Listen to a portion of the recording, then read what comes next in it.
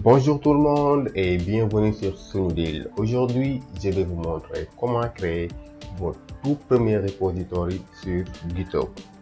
Que vous soyez débutant en développement ou que vous cherchez à organiser vos projets, cette vidéo est faite pour vous. Alors, installez-vous confortablement et c'est parti. Maintenant, la première chose à faire, c'est d'avoir un compte sur GitHub, bien sûr. J'ai déjà fait une vidéo à ce sujet.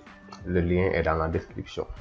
Donc, une fois que vous créez votre compte sur GitHub, vous allez vous connecter et vous allez vous retrouver sur cette interface. Ça, c'est votre tableau de bord. Alors, vous avez plusieurs possibilités. Donc, vous pouvez cliquer déjà ici. Et là, vous avez New Repository. Donc, on va cliquer sur New Repository. Et là, donc, vous allez remplir tout simplement ce formulaire pour créer votre premier repository. Alors ici, c'est seulement le champ repository name qui est obligatoire. Tout le reste, c'est facultatif. Maintenant, pour le nom ici, vous devez choisir. Bon, en tout cas, je vous conseille de choisir un nom qui est clair et descriptif pour votre repository. Quelque chose qui décrit bien le projet. Donc, par exemple, si vous travaillez sur une application de to-do list, ben, pourquoi pas ne pas mettre ici un to-do list. Par exemple, là, on va l'appeler to-do list. Ou bien to-do app. Par exemple, pour que le nom soit pas long, on va dire to-do app. Voilà. Donc là, il me dit to-do app is available. C'est disponible. Alors ensuite, vous venez dans le champ description. Alors, ce champ-là est optionnel. Donc, vous pouvez ne pas le remplir si vous voulez. Ensuite, ici, vous pouvez choisir entre un repository public ou bien un repository privé. Alors, un repository public est accessible par tout le monde. Donc, tandis qu'un repository privé est seulement accessible par vous-même, la personne qui a créé le repository, et les personnes que vous invitez à travailler sur ce projet. Alors, pour cet exemple, donc on va garder ici le repository en public. Alors, vous avez aussi l'option donc de choisir un fichier README, add a README file. Alors, c'est juste un fichier texte où vous pouvez décrire votre projet et donner des instructions sur son utilisation. Alors, pour cet exemple aussi, on va le cocher pour qu'il va nous créer automatiquement le fichier README. Alors, vous pouvez aussi ajouter un fichier .gitignore. Donc, si vous souhaitez exclure certains fichiers de votre repository. Donc, cela peut être utile si vous avez des fichiers de configuration ou bien des dossiers comme le dossier de notre module que vous ne voulez pas inclure donc, dans votre repository. Maintenant, surtout les fichiers de base de données où vous avez fait des configurations, vous avez mis des mots de passe, etc. Donc là, il faut toujours le mettre dans le fichier gitignore. Comme ça, lorsque vous allez pusher votre projet, donc le fichier ne sera pas envoyé sur le serveur. Maintenant, enfin, si vous prévoyez de partager votre code, il peut être aussi utile d'ajouter une licence. Alors, GitHub vous propose ici plusieurs licences. Vous pouvez choisir celle qui vous convient le mieux, donc à votre projet. Pour notre exemple, on va pas mettre de licence. Alors, si vous avez fini de faire tout ça, maintenant, vous cliquez sur le bouton Create Repository. Et là, parfait, donc vous venez de créer votre premier repository avec le fichier README qu'on avait inclus. Donc, c'est le fichier qu'on vient d'inclure donc maintenant. Et sur ce fichier-là, il n'y a que le nom du repository, to-do app. Donc, vous pouvez cliquer ici pour éditer le fichier et donner des instructions donc à votre application. Bon, pas des instructions en tant que telles, mais en tout cas, donc toute information que l'application, que la personne en tout cas qui va utiliser le projet donc aura besoin pour utiliser le code source.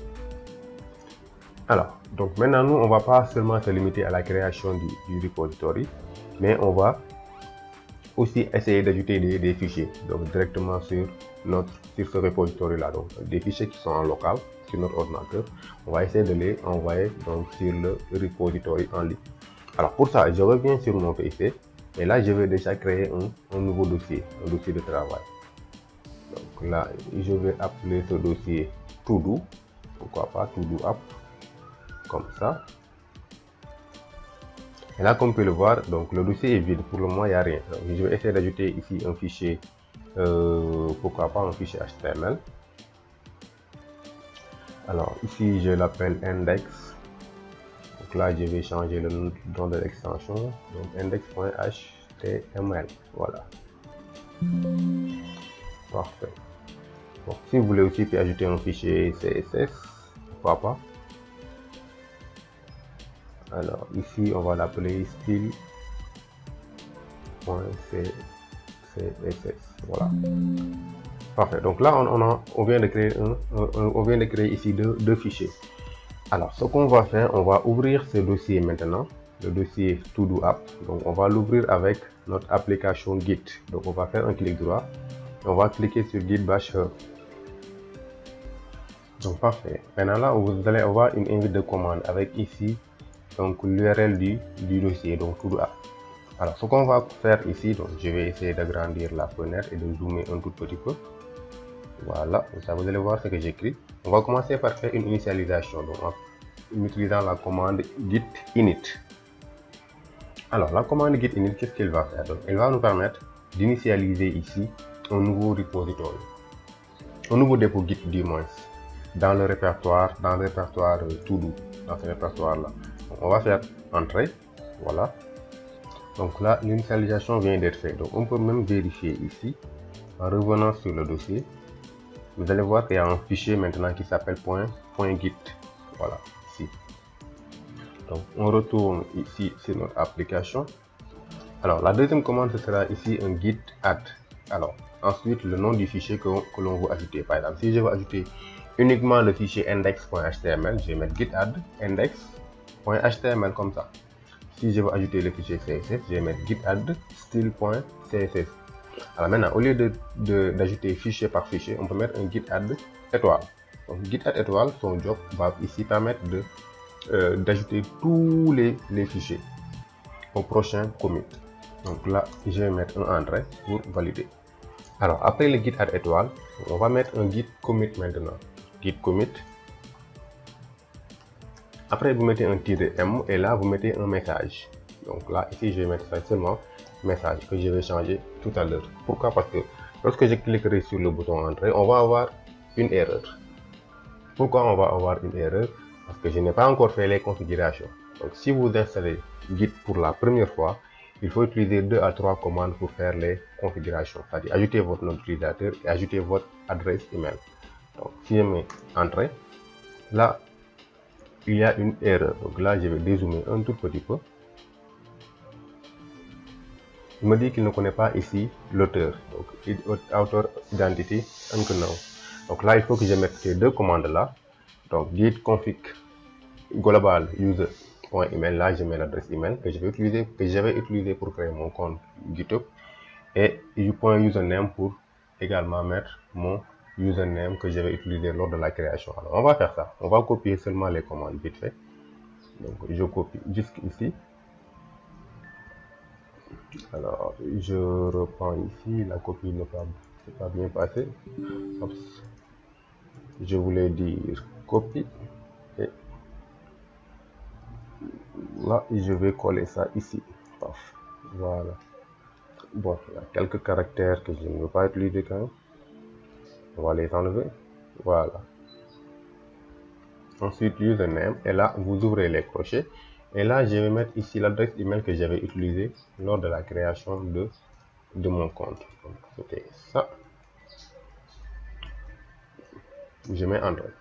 Ensuite je vais rappeler la commande. Donc ici je vais changer email par user.name, et là je vais mettre le nom d'utilisateur. Alors le nom d'utilisateur ici c'est Sunudil, on peut même vérifier. Donc voilà, c'est ça, Sunudil. Donc là je vais mettre Sunudil et je mets entrée. Parfait. Maintenant là j'ai ajouté l'utilisateur et l'adresse email. Donc là je vais rappeler maintenant la commande git commit -message. Alors ici à la place de message, je vais mettre ici envoi des fichiers HTML et CSS. Voilà, et je mets entrée. Parfait. Alors maintenant la commande git commit donc a enregistré les fichiers ajoutés dans l'historique du dépôt avec un message. Donc ce message là donc envoie des fichiers HTML et CSS.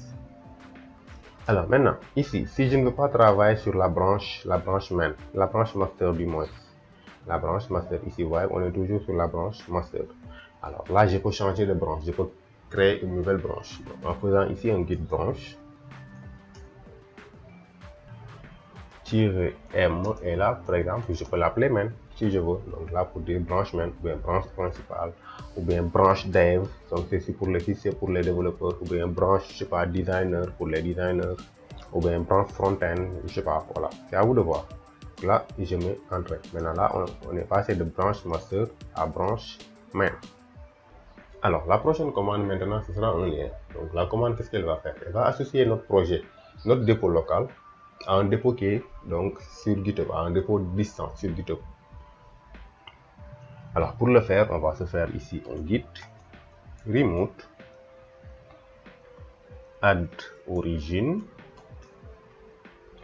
et ensuite vous allez mettre le lien. Maintenant le lien ce sera ici le lien de GitHub / le nom d'utilisateur, c'est-à-dire votre nom d'utilisateur / le nom du repository. Alors on peut aller copier directement ici le repository.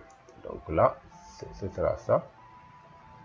Voilà, donc là je l'ai copié et je reviens ici. Donc là je vais le coller là. Voilà. Ensuite je mets un entrée. Et enfin il me reste une toute dernière commande maintenant. Et c'est cette commande là qui va permettre d'envoyer nos commits locaux donc vers le répertoire distant sur GitHub. Alors la commande c'est git push -u origin main. Voilà. Et là je mets entrée. Donc là maintenant il va se connecter à notre serveur distant et il va envoyer les fichiers. Alors si c'est la première fois que vous faites ça, donc là parfois il va vous demander de vous connecter avec sur votre navigateur. Donc là vous cliquez sur Sign it with your browser. Donc là vous choisissez votre navigateur. Alors moi j'utilise Microsoft Edge. Et là je clique sur Autorise Git Ecosystem. Donc là si vous voulez faire, il faut remettre ici le mot de passe bien sûr. Donc vous confirmez le mot de passe.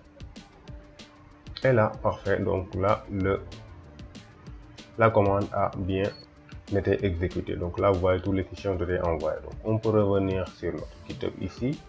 Donc c'était ici le projet. Donc et là si on actualise la page, vous allez voir les fichiers qu'on vient d'ajouter.